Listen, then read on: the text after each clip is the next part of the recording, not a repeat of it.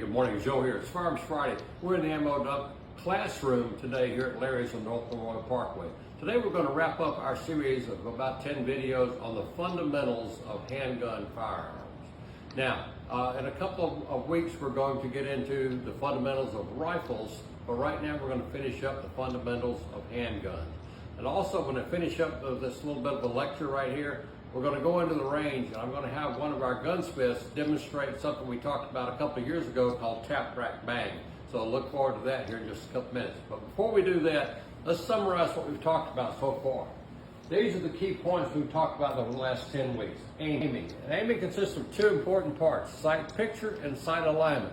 Remember, sight picture is what you see when you look down range at the entire situation you're shooting, and then sight alignment is aligning those sights inside on your gun, making sure you're lined up. Breath control, very important. Do not try to hold your breath when you're shooting. You want to inhale, let a little bit of that breath out, maybe 30-40%, and then pull the trigger when you're letting that breath out. That's the way you want to do that. Hold control, remember hold control, we're talking about grip, we're talking about making sure that you use the proper part of your finger to pull the trigger to the rear. Do not try to wrap your entire hand around and pull that trigger back. Hold control. Trigger control, really important. You really need to make sure that you're using the proper part of your finger as you do that.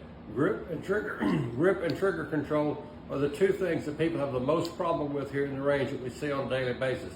They simply do not have proper grip, hold control, and do not use the proper placement of their finger for trigger control. And the last thing we really want to talk about is follow-through. Follow-through is simply following up after the shot, doing all these things right here, hold control, trigger control, make sure that you're back on target. And remember, a couple of videos back, we looked at a graph developed by the Army Marksmanship Unit where it talks about the time involved with follow-through. So there's a couple of seconds right after you shoot, your handgun is moving around, then there's a few seconds where you're right back on target, and then a few seconds later, you start using your natural arc of movement and getting way off target. So make sure that you practice that so that you know what your follow-through is going to be. These fundamentals need to be performed with every shot. This is not something you can do and then, well, I won't do it again for another magazine or so. No, you need to practice this every shot. When you practice this, you'll be able to really get on target and shoot effectively and efficiently. All right, that's it for the fundamentals we're going to talk about right now. Now we're going to go into the range, and Brian is going to demonstrate tap, rack, bang for us. We're in the range this morning, and Brian is with us this morning. He's one of our gunsmiths, and he's going to demonstrate tap, rack, bang, or as I like to call it, whack, rack, bang. But officially it's called tap, rack, bang. And the bottom line here is when you have a jam in your semi-automatic, how do you clear that jam?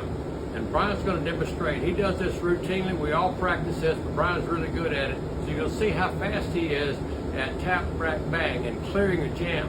Now what we've done, we're going to use the Canic MC, and that's a 15-round magazine. And I've already loaded up the magazine. Brian doesn't know what's in it. And I put dummy rounds interspersed in with live rounds.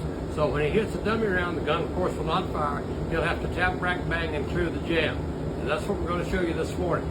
All right, hang on 1 second. Here we go. Okay, Brian's ready to demonstrate tap, rack, bang for us here. He has no idea what. Up, jam, bang. Up, jam, tap, rack, bang. Oh, don't jam, bang.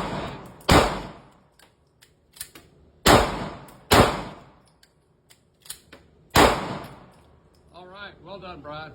So, after about 15 rounds or so there, about half of those were duds. This is something that could happen to you. You know, as I always say, ammo is a good product. Guns are a good product, but none of them are perfect.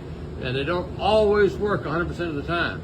So Brian did a great job of demonstrating tap, rack, bang for us here this morning on how you clear a jam in your gun. Simply tap that magazine, make sure it's up all the way, rack the magazine, rack the slide, get that bad round out of there, and continue to shoot. This is a skill you really need to practice here in the range and really need to master if you're carrying for self-defense.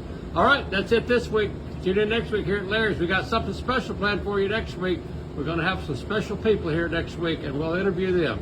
All right, remember, all of us here at Larry's for you to stay armed and stay safe. Bye-bye.